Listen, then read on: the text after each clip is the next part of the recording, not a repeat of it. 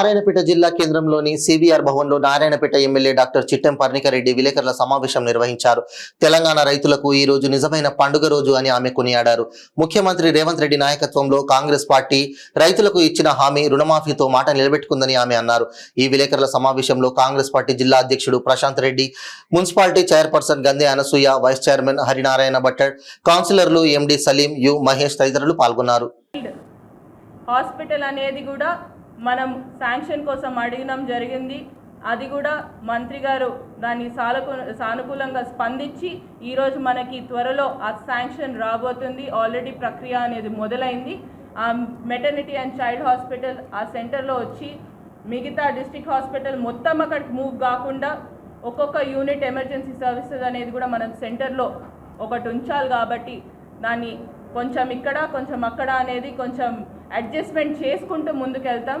మరీ దూరం కాకుండా జనాలకి ఇక్కడ టౌన్ అంటేనే దగ్గర కాబట్టి టౌన్లోనే చాలా వరకు అయ్యి దాని తర్వాత ఇన్పేషెంట్స్కి అక్కడ మూవ్ చేయాలనేది ఆలోచనలు ఉన్నాం. మెడికల్ ఫెసిలిటీ బయట ప్రజలు ఎన్ని యాక్సిడెంట్స్ అయితే మన దగ్గర ఆ సిటీ స్కాన్ కోసం కూడా బయటికి పోయి తీసుకుంటారు సిటీ స్కాన్, అది కూడా శాంక్షన్ అయ్యేటట్టు చూసుకుంటూ మన ప్రభుత్వ మెడికల్ కాలేజ్ అనేది కూడా స్టార్ట్ చేద్దామనే ఉద్దేశంలో ఉన్నాం.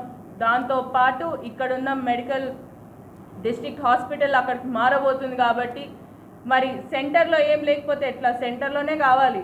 అదేదో 10 లాస్ట్ ప్రభుత్వం ఏం ఆలోచించి అంత దూరం పెట్టిందో తెలియదు, కానీ మనకైతే సెంటర్లో ఒకటి కావాలి. కాబట్టి ఏదైతే మనం పీడియాట్రిక్ హాస్పిటల్ చూస్తున్నాం, ఈ మధ్య చాలామంది రాసినట్టున్నారు కూడా, ఏదైతే షెడ్లకు మాట్లాడితే మన ఆర్టీసీ బస్సులు ఉచితంగా మహిళలు ఈరోజు ఆర్టీసీ బస్సులో తిరుగుతున్నారు. అదే మహిళలు కూడా చాలా కోపంగా నన్ను కూడా మరి ఇంకా బస్సులు కావాలని అడుగుతున్నారు. అదే విధంగా ప్రయత్నిస్తున్నాను. మా మహిళల కోసం ఇంకా కొన్ని బస్సులు ఈరోజు కొన్ని 2-3 వచ్చినట్టున్నాయి కొత్త బస్సులు నారాయణపేటకి. అదేవిధంగా రానున్న రోజుల్లో ఇంకా కొన్ని బస్సులు అలాట్ అయినాయి. మేము మొత్తం 30 బస్సుల కోసం అడగడం జరిగింది.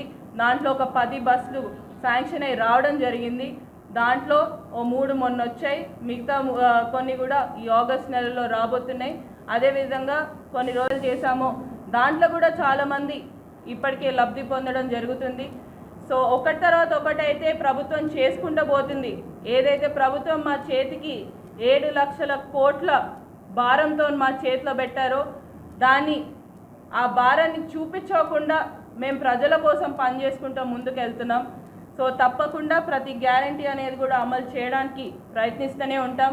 తప్పకుండా దాంట్లో సఫలం అవుతామని కూడా మీ అందరికి కూడా తెలియజేస్తూ, దీంతో పాటు మన నారాయణపేటకి కావాల్సిన ప్రతి ఒక్క ఏవైతే నేను చెప్పానో, నారాయణపేట కొడంగల్ ఎత్తిపోత పథకం, ఇప్పుడు అది మక్తల్ నారాయణపేట కొడంగల్ ఎత్తిపోత పథకం కానివ్వండి, అది ఆల్రెడీ మనకి శాంక్షన్ రావడం జరిగింది. వాళ్ళు సంతోషంగా ఉంటేనే మనమందరం కూడా సంతోషంగా ఉంటామని నమ్మే ప్రభుత్వం మాది. ప్రజల సంతోషమే ముఖ్యంగా ముందుకెళ్తున్న ప్రభుత్వం కాబట్టి ప్రజల పక్షాన ఉండి ఏ సమస్యలున్నా తప్పకుండా తీర్చే ప్రభుత్వం కాబట్టి, ప్రజల ప్రభుత్వం కాబట్టి ముందుకెళ్తాం ఇలానే అని కూడా ప్రతి ఒక్కరికి కూడా తెలియజేయడం జరుగుతుంది. ఈరోజు ఏదైతే ₹1,00,000 రైతు రుణమాఫీ అనేది జరిగిందో దాంట్లో భాగంగా మన నారాయణపేట నియోజకవర్గంకి వస్తే దీంట్లో ఆల్మోస్ట్ 14,774 రైతులకనగా ఈ రైతు రుణమాఫీ అనేది జరిగింది ఈరోజు. దాంట్లో 14,007 కుటుంబాలు ఈరోజు దాంట్లో లబ్ధి పొందబోతున్నారు. Good evening madam.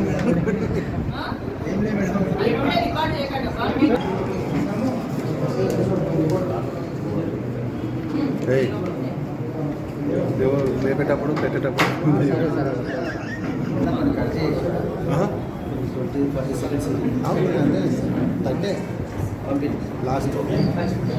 అనేది అధికారంలోకి వస్తుందా రాదా అనేది ఆలోచించకుండా ఇవ్వడం జరిగింది. ఎందుకంటే నేను మాట ఇచ్చాను తెలంగాణ ప్రజలకి, తప్పకుండా చేసి చూపిస్తానని చెప్పడంతో ఈరోజు మనకి తెలంగాణ అనేది మనకి ఏర్పడింది.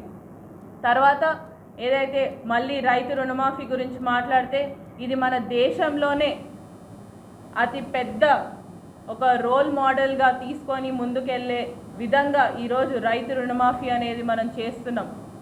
ఎప్పుడైనా ప్రభుత్వాలు ₹1,00,000 వరకే ఆ కట్ ఆఫ్ అనేది పెట్టుకున్నారు, 1,00,000 రూపాయల రైతు రుణమాఫీ అనేది. ఈరోజు కాంగ్రెస్ ప్రభుత్వం 2 లక్షల రైతు రుణమాఫీ చేస్తున్నాం.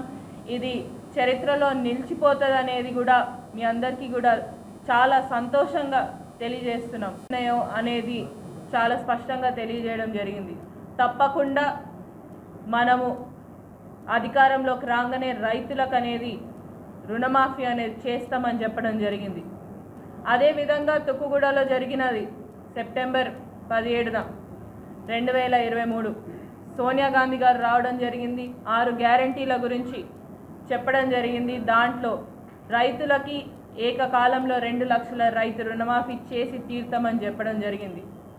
సోనియమ్మ చెప్పిందంటే తప్పకుండా కాంగ్రెస్ పార్టీ అది వేదంగా భావించి ముందుకెళ్తాం. ఎందుకంటే ఆ రోజు సోనియమ్మ చెప్పింది తెలంగాణ రాష్ట్రం ఇస్తామని చెప్పిండ్రు.